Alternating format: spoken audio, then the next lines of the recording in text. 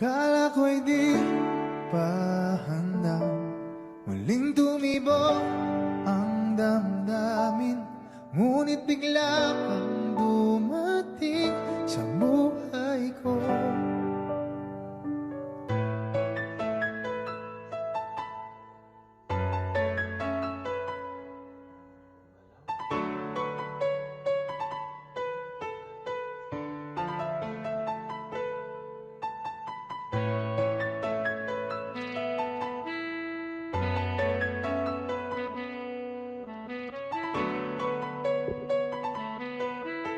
Sana ay ingatan ka niya.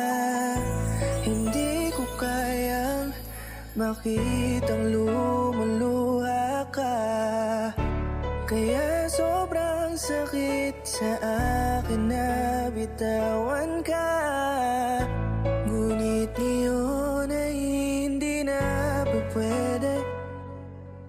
Tayo'y napagod, sa labay natalo.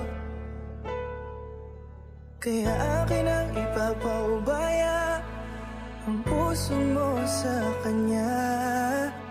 Alam ko naman na siya na ang gusto mo, hindi ka lang nagsasalita. Pagmula nang tayo ay naghiwalay, ay iba na ang